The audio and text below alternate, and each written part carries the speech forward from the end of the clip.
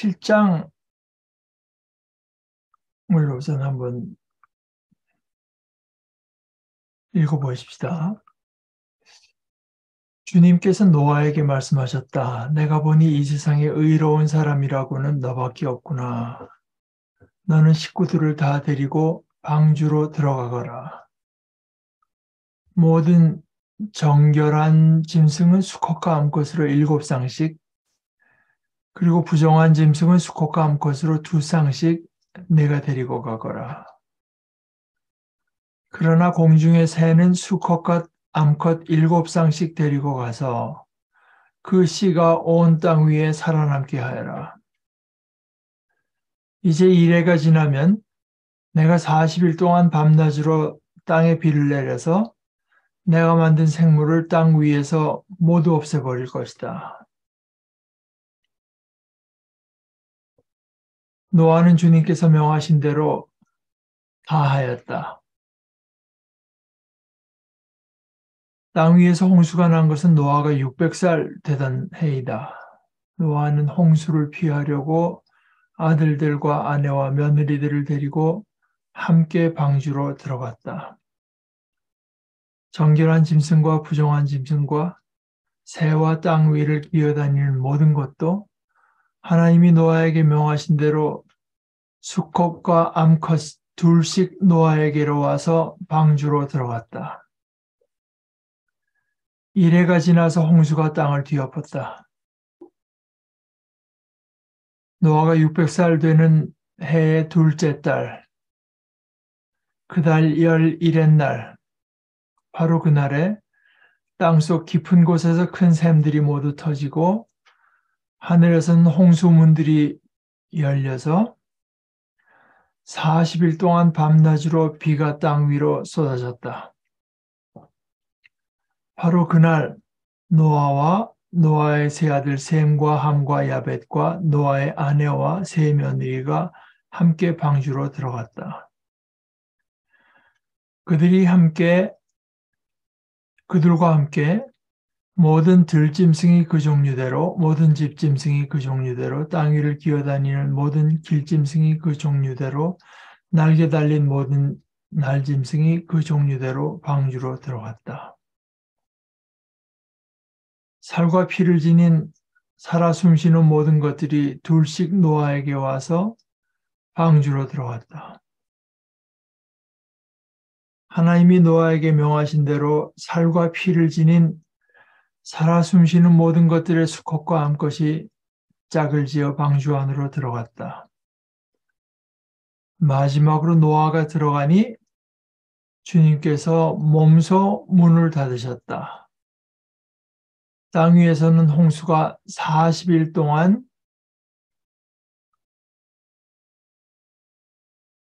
계속되었다. 물이 불어나서 방주가 땅에서 높이 떠올랐다. 물이 불어나서 땅에 크게 넘치니 방주가 물 위로 떠다녔다. 땅에 물이 크게 불어나서 온 하늘 아래에 있는 모든 높은 산들이 물에 잠겼다. 물은 그 높은 산들을 잠그고도 15자나 더 불어났다. 새와 집짐승과 들짐승과 땅에서 기어다니는 모든 것과 사람까지 살과 피를 지니고 땅 위에서 움직이는 것들은 모두 다 죽었다. 마른 땅 위에서 코로 숨을 쉬며 사는 것들이 모두 죽었다.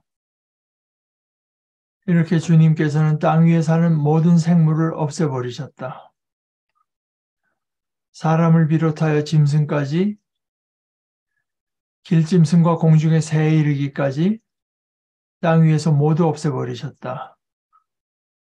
다만 노아와 방주에 들어간 사람들과 짐승들만이 살아남았다.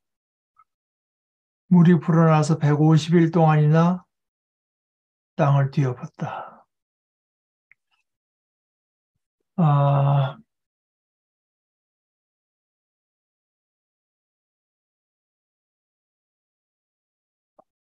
그 앞에 우리가 지난주에 봤던 그 6장에 보면요.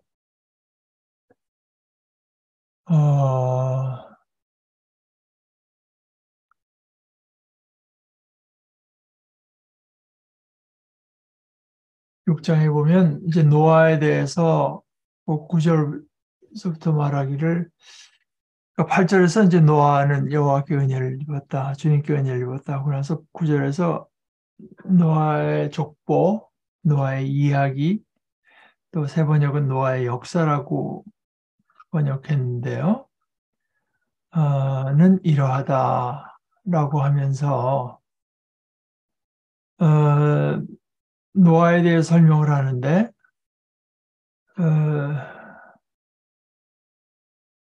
노아는 의로운 사람이고 흠이 없는 사람, 온전한 사람, 노아는 하나님과 동행하는 사람,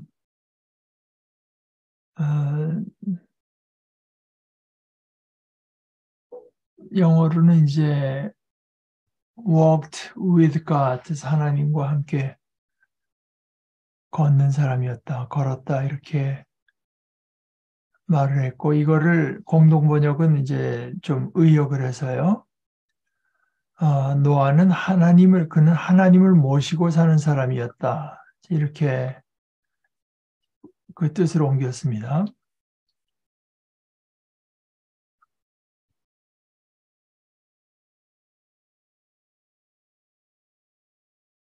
그래서 이것을 우리가 아는 어떤 교리로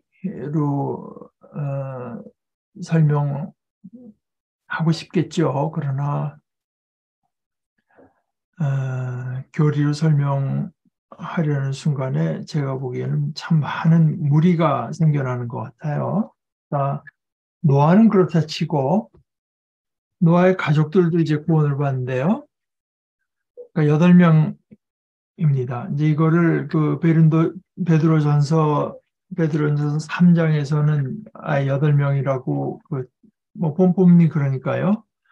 베드로전서 3장 20절에서부터 보면은 그 영들은 이외적에 노아가 방주를 지을 동안에 곧 하나님께서 아직 참고 기다리실 때 순종하지 않던 자들을 말하는 것입니다. 그 방주에 들어가 물에서 구원받은 사람은 겨우 8사람밖에 없었습니다. 그 물은 지금 여러분을 구원하는 세례를 미리 보여준 것입니다. 세례는 육체의 더러움을 씻어내는 것이 아니라 예수 그리스도의 부활을 힘입어서 선한 양심이 하나님께 응답하는 것입니다. 이 물이라고 하는 이제 모티브가 거기 나오니까 세례를 상징한다고 본 것이죠.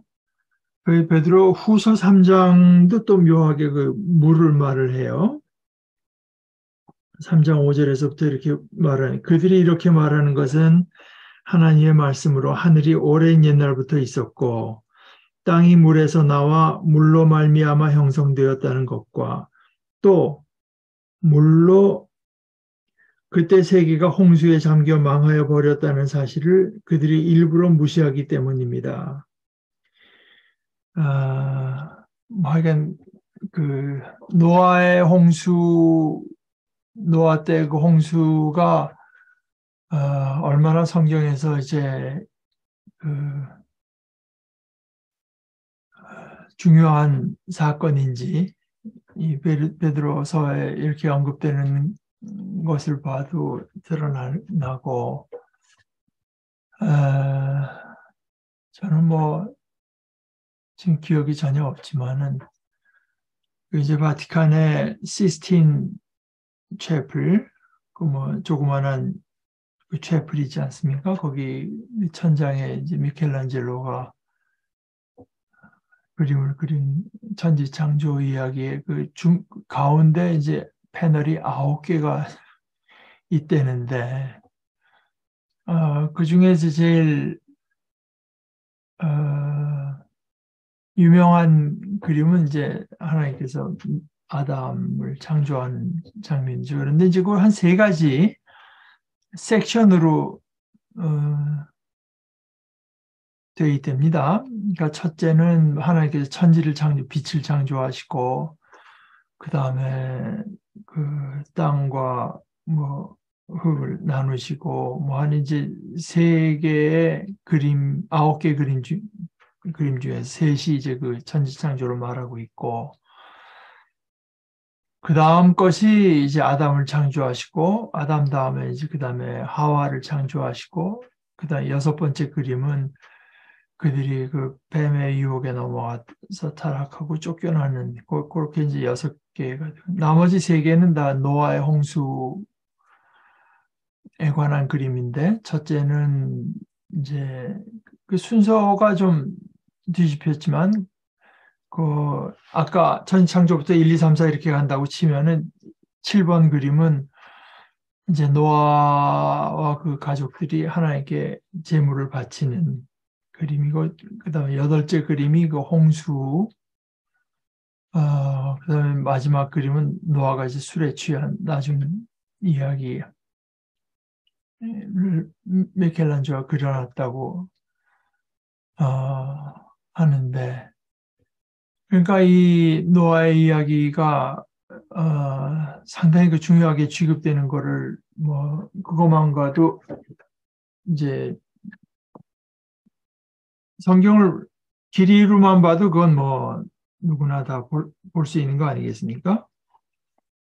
근데 그 노아의 이 홍수 이 이야기는 사실은 그 창조의 제2막, 첫째는 이제 하나님께서 말씀을 창조하시고, 두 번째는 이제, 그 하나님의 창조가 어떤 그릇 됐을 때,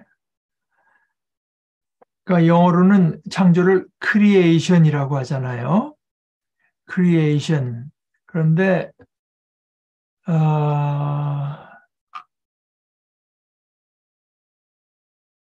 그리고 7장에서 나는 것처럼 특별히 7장 어디냐 하면은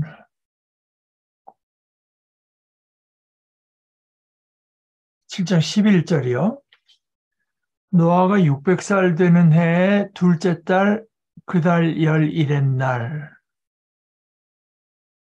바로 그날에 땅속 깊은 곳에서 큰 샘들이 모두 터지고 하늘에서는 홍수문들이 열려서 그러니까 이제 하나님께서 이 묻이 드러나게 하시고요. 서로 이 갈라서 질서를 창조하시지 않았습니까? 그런데 이제 그것이 없던 일이 되는 겁니다. 말하자면은. 그러니까 저 위에는 궁창을 만드셔서 하늘 위에 있는 물이 이제 가둬놨었는데 이제 그것 그 하나님의 창조 행위가 이제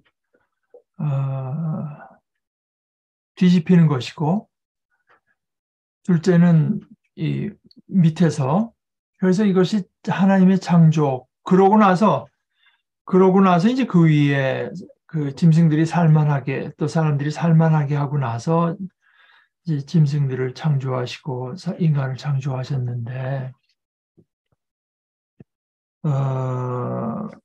그래서 제가 말씀드렸던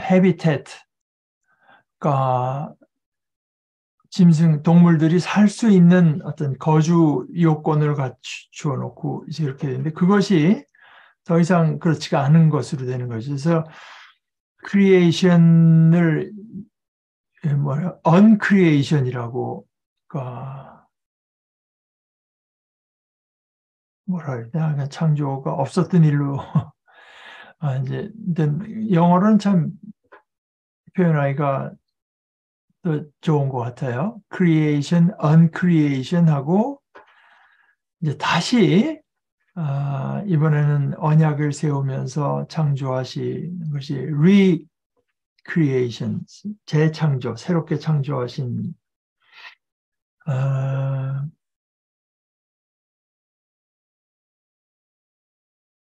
이것이 사실은 이제 생각해 보면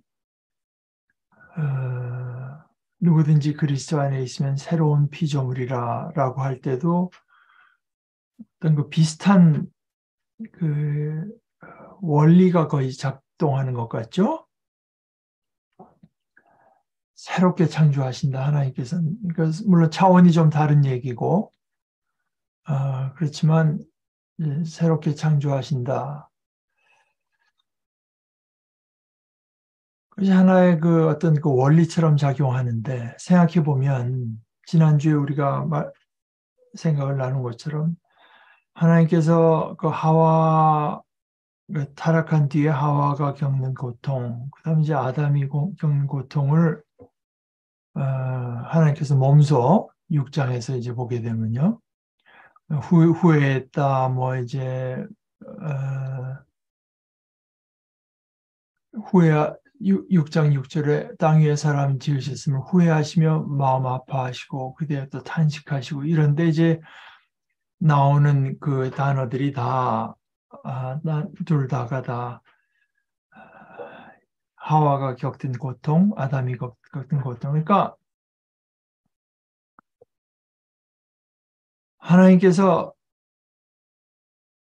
결코 어떤 그 처음 원대 계셔서 너희들 고통받아 봐라 하고 하나님께는 아무런 고통도 없는 것이 아니라 인간이 하나님의 형상대로 만들어진 인간이 그 행복의 길을 가지 못할 때 하나님께서 창조하셨으니까 당연히 그 행복의 길이라고 하는 것도 창조자시고 설계자신 하나님께 있는 건데 그것을 따르지 않아서 인간 스스로는 그게 더 행복하다고 생각했는지 모르죠. 뭐 이번에 월드컵 때문에 보니까 사우디 왕자인지 왕이지 이 친구는 뭐 2천 몇백 조가 된다고 추산할 것 같은데 재산이. 뭐 그러면 본인은 행복하다고 생각하고 사람들이 또 저 행복한 인생이라고 생각할지 모르죠.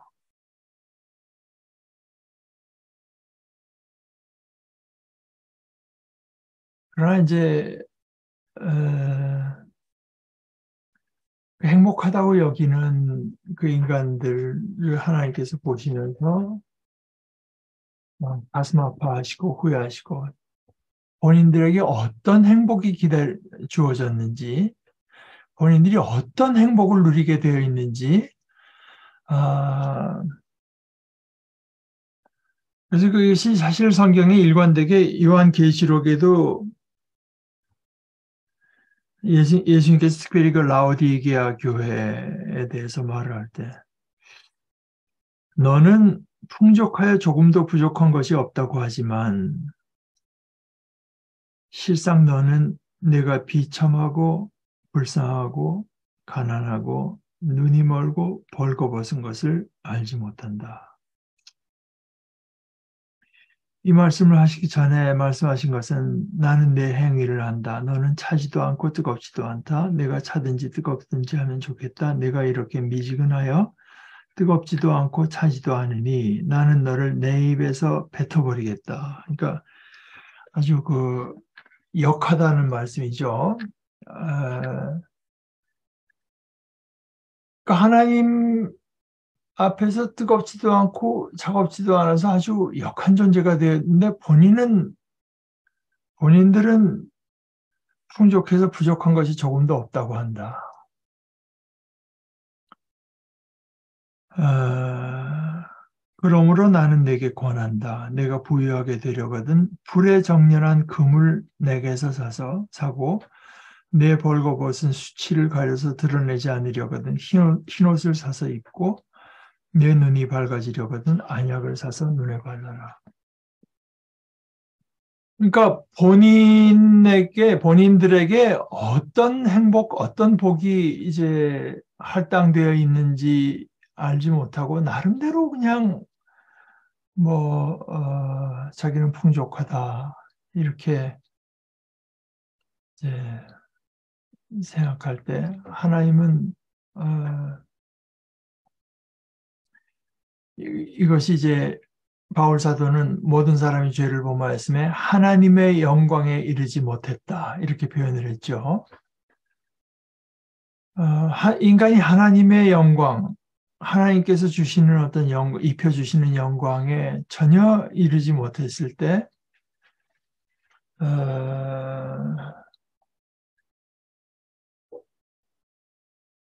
하나님은 사람 지으셨음을 후회하시며 마음 아파요. 고작 그렇게 살라고 만든 존재가 아니다 이 말입니다.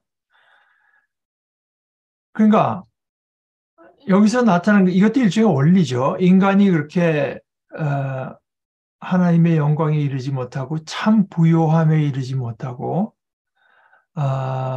눈 멀고 헐벗었을 때 가난할 때 하나님께서 그 고통을 함께 느끼신다.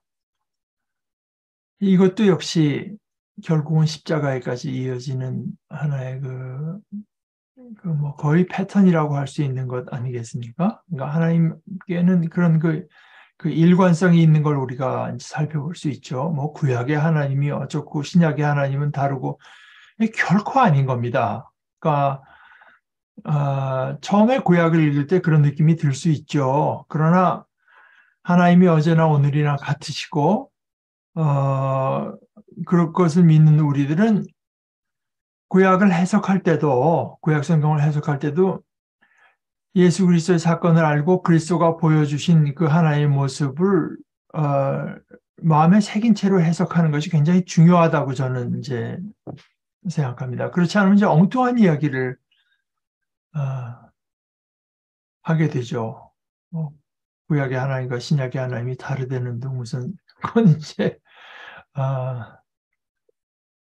본문 자체가 우선 그렇지가 않고 지난주에 말씀드렸지만 그 동사들을 그 명사들을 살펴볼 때도 그렇고요.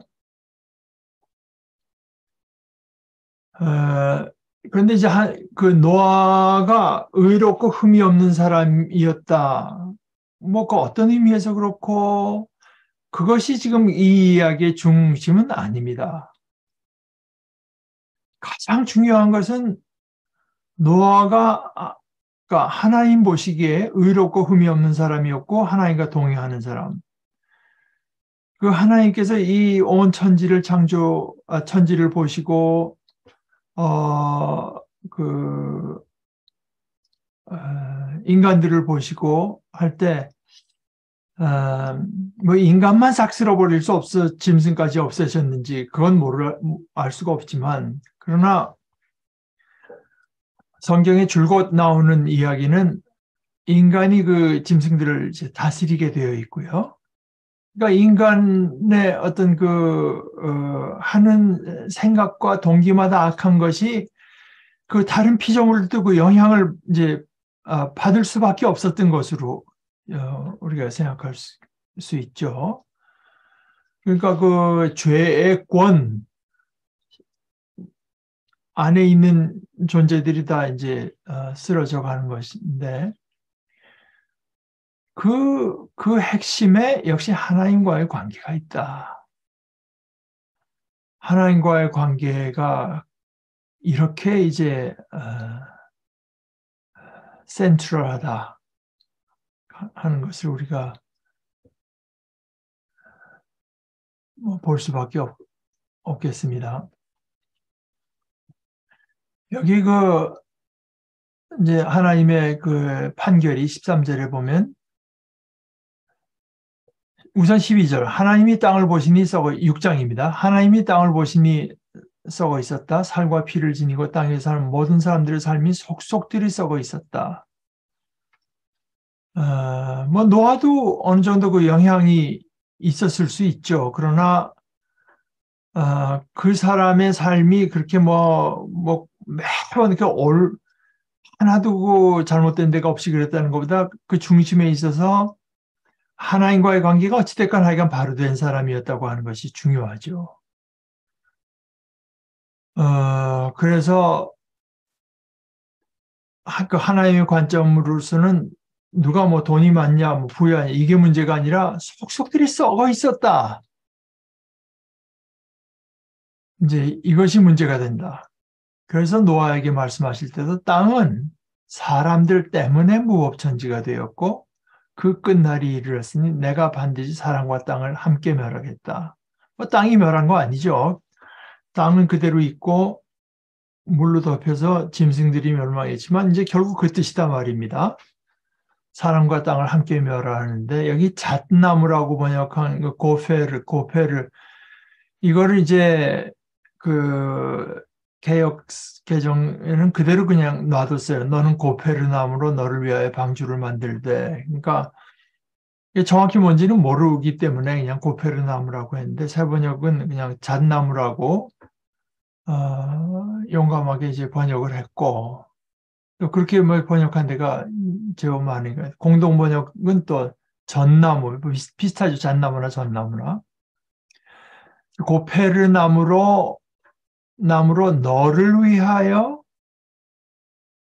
어, 방주를 만들어라. 이것은 이제 그 개정개혁 성경의 번역이고요. 어,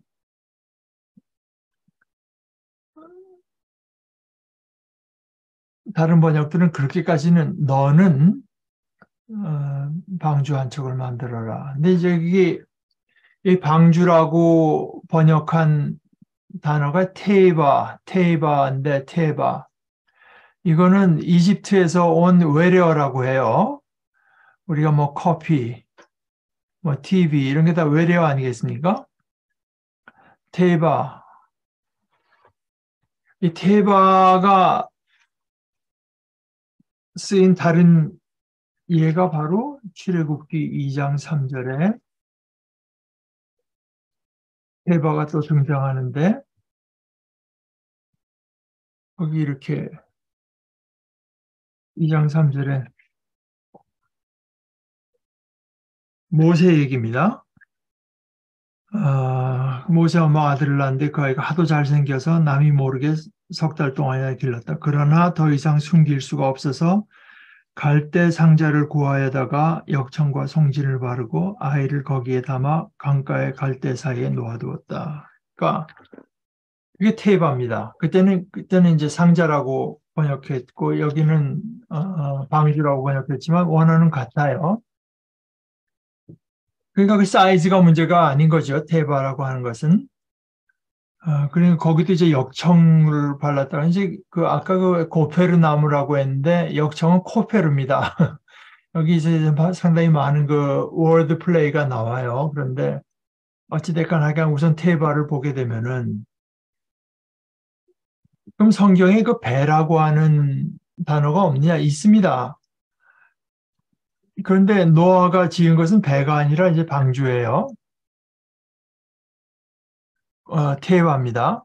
그럼 테바와 배의 차이는 뭐냐? 두 가지인데 첫째는 그 동력이 없어요. 그러니까 뭐 노를 젓진다든가 무슨 뭐 바람을 한다든가 동력이 있어야 되지 않습니까? 그냥 동력이 없고요. 둘째는 그 방향키가 없습니다. 방향을 잡아주는. 그 배도 방향을 조절할 수 있고 다 그렇잖아요. 그러니까 이제 하나님께서 만들려고 하신 대로 그대로 만든 건데, 그러니까 안에 있는 사람의 뭐 의도대로 움직일 수가 없는 겁니다. 하나님께서 만들려고 하신 그대로 만들었고, 하나님의 지시를 따라서 이렇게 뭐 동물들을 넣었고, 하나님의 지시대로 들어가라고 하는 사람들이 다 들어갔고, 그래서 이제 6장 22절 마지막 절에는 노아는 하나님이 명하신 대로 다 하였다. 꼭 그대로 하였다. 그리고 오늘 7장에서 이제 또 한 번 강조하기를 16절에 보면은 마지막으로 노아가 들어가니 주님께서 몸소 문을 닫으셨다.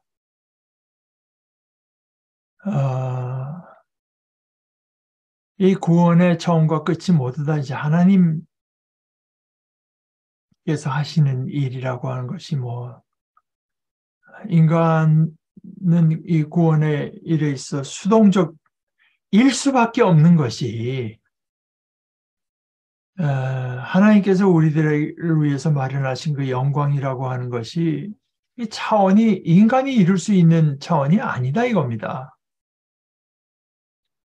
그러니까 예수님께서 십자가에 달려 돌아가시는 굉장히 그 수동적인 행동 아니겠습니까? 결정이고 노아가 그 방주에 들어가는 것도 비슷하죠. 물속에 들어가는 거 뭐 딱 죽을 수도 있는 거 아니겠어요? 하나님께서 그거를 살리는 어떤 그 하나의 도구로 썼으니까 그게 이제 살게 된 거지.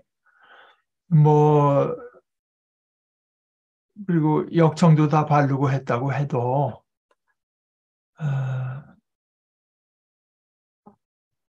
그래서 처음서부터 끝까지 하나님께서 하라고 하신 대로 노아가 순종을 했다고 하는 그것이 사실은 노아가 어떤 사람이었나, 노아가 의롭고 흠이 없고 하나님과 동행하는 사람, 하나님과 동행한다고 하는 것이 과연 어떤 것인가 하는 것을 이제 노아의 이런 모습 자체가 보여주죠. 그렇게 할 때 여기 이제 하나님께서 하시는 일은 뭐고 비가 내리게 하시고 뭐 방주가 떠올라서 이제 그 맞는 방향대로 가서 살만할 때까지 있다가 살만한 곳에 내리게 하시고 뭐 이 모든 것들은 하나님께서 하시죠. 그리고 그거에 따른 어떤 지시사항 이것도 다 이 지시사항 지시 이게 바로 이제 토라라는 말 하나님의 인스트럭션이거든요. 토라 모세 오경이라고 하는 그 토라라고 하는 말 뜻이 바로 이제 하나님의 그 지시사항이나 마찬가지인데요.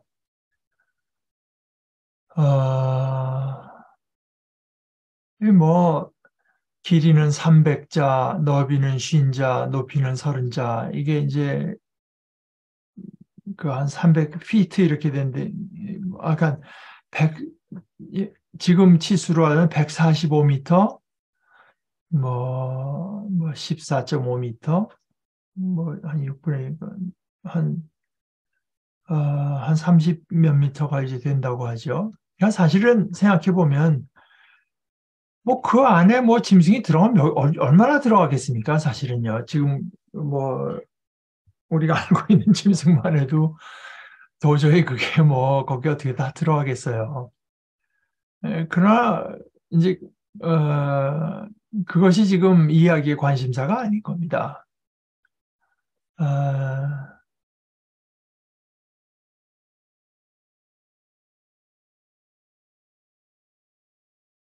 세 층으로 이제 만들고 내가 이제 홍수를 일으켜서 하늘 아래 살아 숨쉬는 살과 피를 지는 모든 것을 쓸어 없애요. 이것이야말로 대표적인 언크리에이션의 한 예죠. 하나님께서 창조하셨던 것들인데 그것들 다 이제 쓸어버리시겠다. 아, 이제 보게 되면 사실 그 뜻은 하나님께서 모든 땅을 다 이제 관리하라고 다스리라고 인간에게 하신 것이 틀림없지만 그러나 이제 문구대로 하면은 물속에 들어있는 것 해양 식물 동물들까지 인간들도 이제 뭐 음, 거기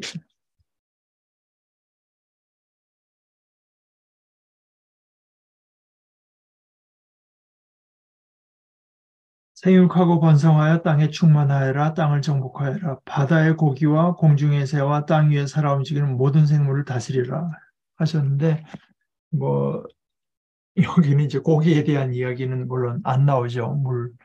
그러니까 이제 이런 것들이 다 아, 그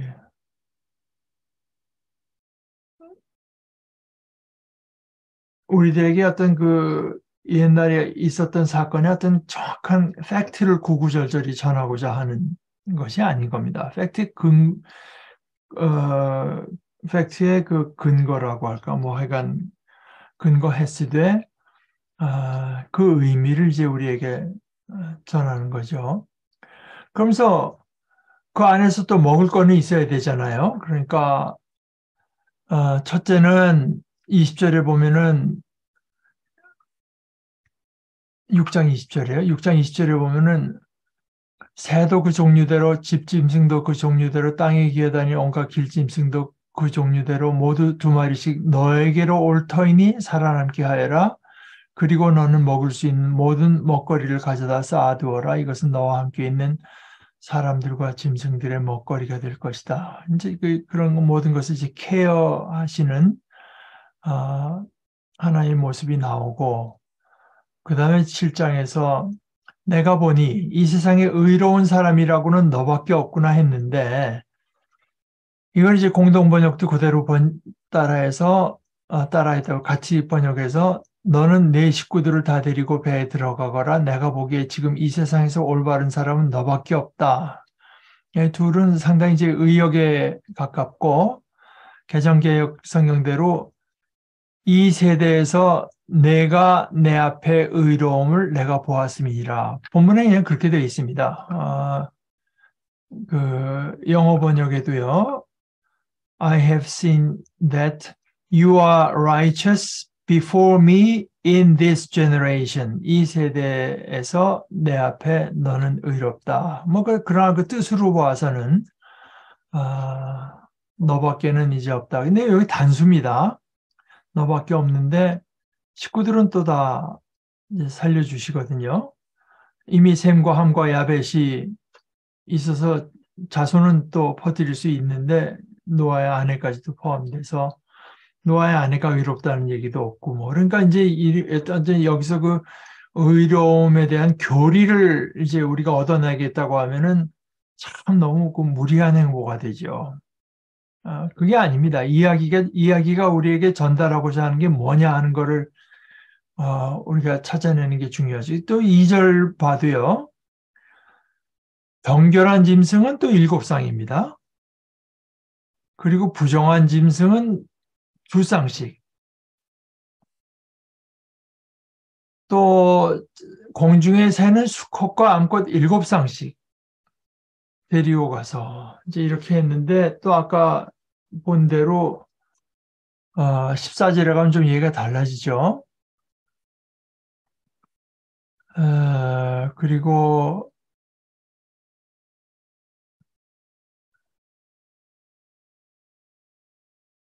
16절에 15절. 살과 피를 지닌 살아 숨쉬는 모든 것들이 둘씩 노아에게 와서 방주로 들어갔다.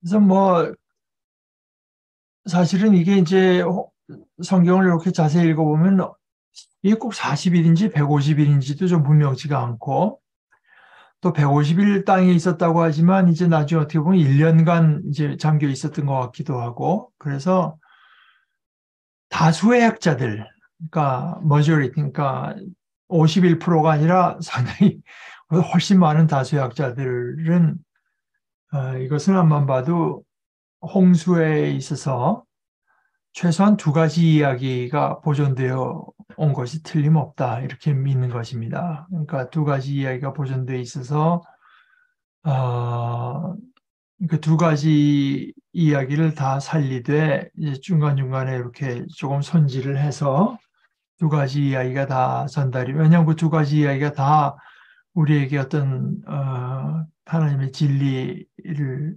보여준다고 판단했기 때문에 그렇게 했다고 이제 생각하는 겁니다. 예를 들어서 그 제사장 문서라고 하는 뭐 안식일이라든가 이제 그 인간의 타락 이런 거를 말하는 것과 이제 같은 데 속했던 그 이야기에서는 물로 해서 모든 것이 클렌징, 깨끗이 된 정결케 되는 것이 굉장히 중요했다. 뭐 이제 그렇게 해석하는데 그건 이제 다수의 학자들의 의견이지만 또 거기 동의 안 한 사람들도 사실 적진 않아요. 소수긴 해도. 왜냐하면 그 다수의 사람들이 이렇게 세밀하게 나누는 거 봐도 그것도 좀 깨끗이 설명이 안 되는 부분들이 이제 있으니까요.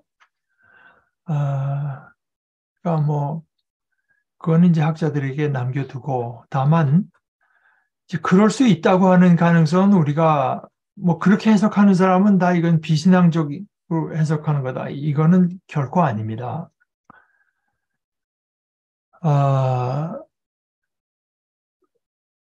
이제 이래가 지나면 내가 40일 동안 밤낮으로 땅에 비를 내려서 내가 만든 생물을 땅 위에서 모두 없애버릴 것이다. 거기서 또 한 번 노아는 주님께서 명하신 대로 다 하였다. 그래서 아내들과 아내와 며느리들을 데리고 들어갔는데 8절에 또 정결한 짐승, 부정한 짐승 뭐 이런 이야기가 나오고요. 그다음에 이제 정확히 아까 날짜를 측정했는데 600살 되던 해 둘째 달 그 달 11의 날이라고 이제 말을 했고 그것이 나중에 어, 8장 13절에 보면 노아가 601살 되는 해 첫째 달 곧 그 달 하루 초하룻날 땅 위에서 물이 다 말랐다. 그러니까 말하자면 비가 오기 시작해서 다 마를 때까지 이제 1년 걸린 겁니다. 지금 우리 칼렌더대로 그대로 1년이 뭐 같은지는 어쩐지 몰라도 하여간. 어, 그러나 이제 더 중요한 것은 그 표현에 있어서 바로 그 땅속 깊은 곳에서 큰 샘들이 모두 터지고 그러니까 홍수만 비만 온 게 아니거든요. 그러니까 비가 와서 쓸어가고 덮었다는 것만 생각을 하지만 사실 이제 그 비라고 하는 것도 오늘 7장 11절의 관점에서 보자면 비냐 뭐냐 이런 것이 중요한 것보다 그 비라고 하는 현상이 그것이 하나님의 uncreation으로서 이루어졌다. 하나님께서 아, 예, 그러니까 제가 이제 지난주인가 그 강영환 교수가 목사들에게 얘기한 걸 한번 유튜브로 보다 보니까 그이가 목사님들한테 그 플라톤 얘기를 하면서 그 정암학당이라는 데서 나오고 나온 번역들이 굉장히 좋고 아주 잘 돼 있는 거니까 좀 꼭 읽어보시라. 그래서 그 중에 많은 사람이 제일 중요하다고 생각하고 보니까 또 제일 짧은 그 소크라테스의 변명이라고 하는 거. 그건 제가 이 나이가 돼서 드디어 처음 한번 읽어봤습니다. 근데 이제 그 사람도 상당히 그 인상적인 것이 처음부터 끝까지 그 정의, 계속 그 정의를 이제 말을 하고, 어, 오늘 그 창세기의 내용에서도 이제 정의, 어,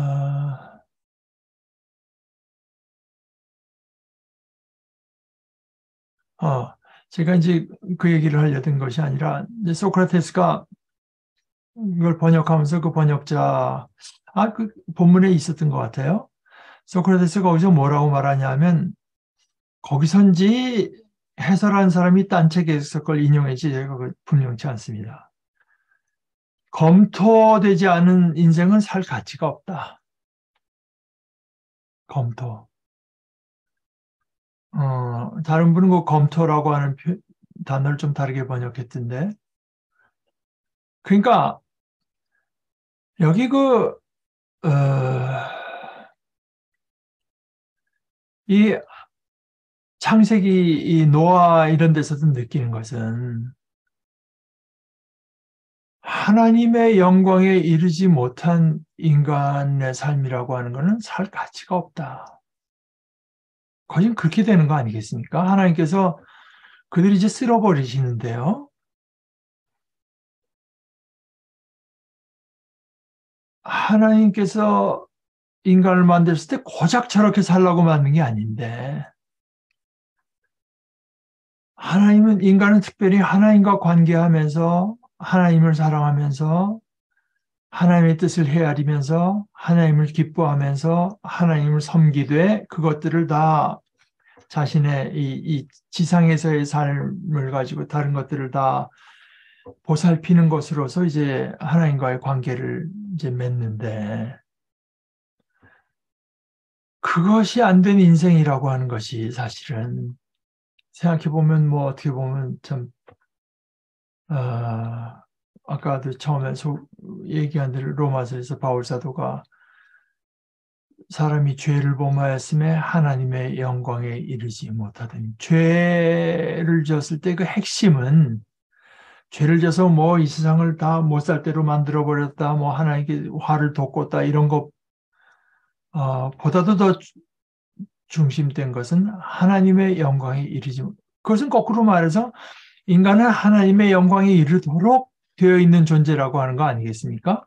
그리고 이런 그 심판 이야기가 보여주는 것은, 이거 너무한 거 아니야? 하기 전에 이런 심판 이야기가 우리에게 말해주는 것은, 그렇지 않은 인생은 살 의미가 없다. 살 가치가 없다. 사실 어떻게 생각해 보면 인간에게 어떤 그 창의성이라든가 뭐 놀라운 참 능력을 많이 주셨는데, 인간이 그걸 갖고 고작 하는 건 뭐냐? 인터넷을 가지고 인간이 하고 있는 것이 뭐냐?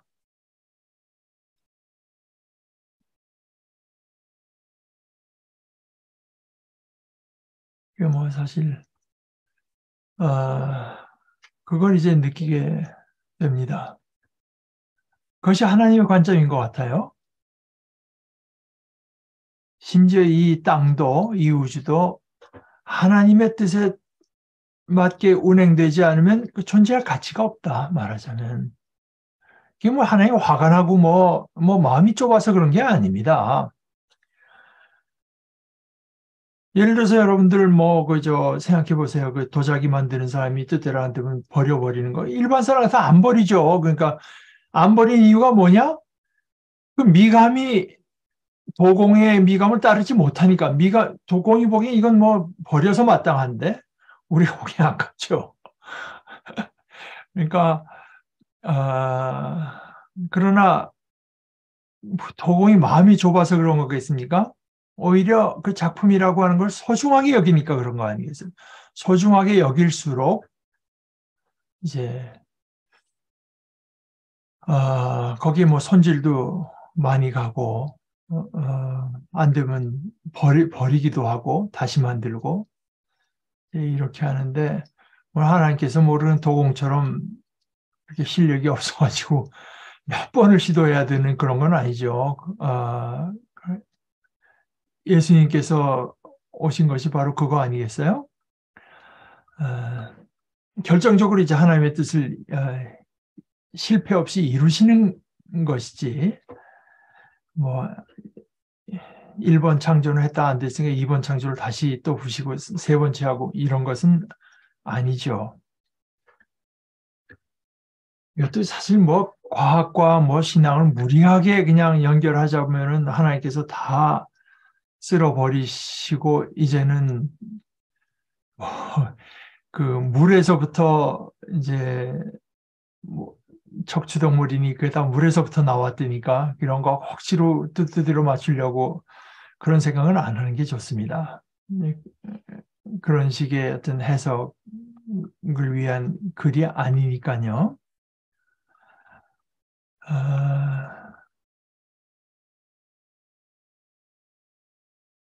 오늘은 뭐 그 정도만 이제 보시면 좋을 것 같습니다. 그래서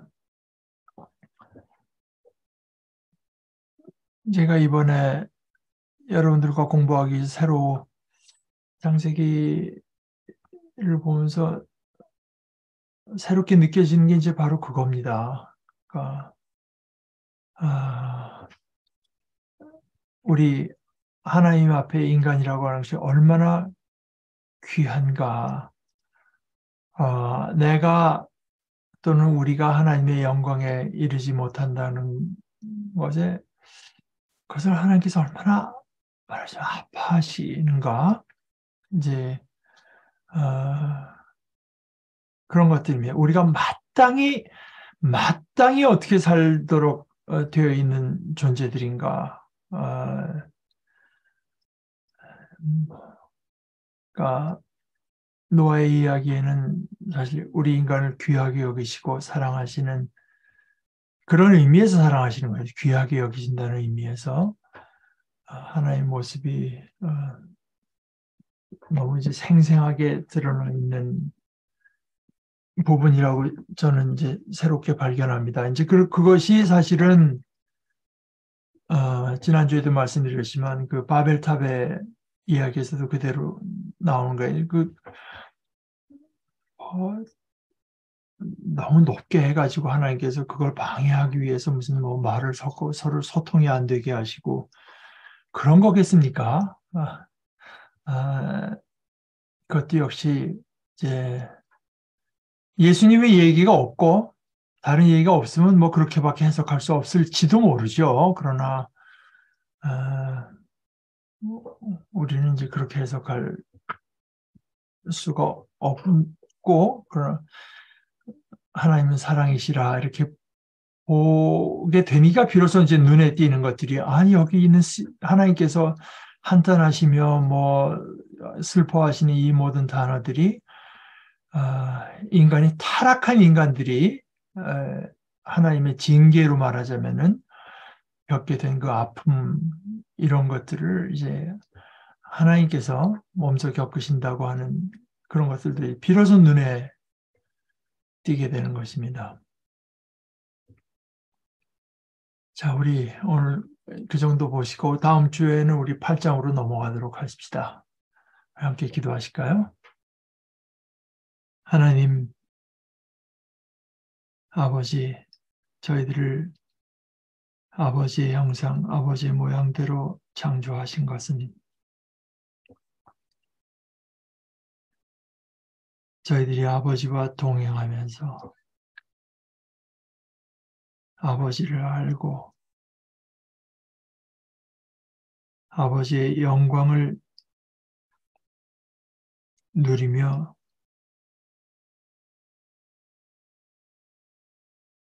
사는 것이 마땅한 존재로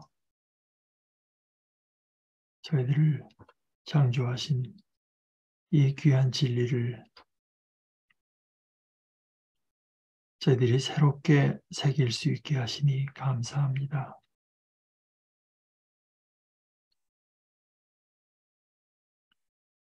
저희들이 과연 아버지 앞에 저희들의 모습이,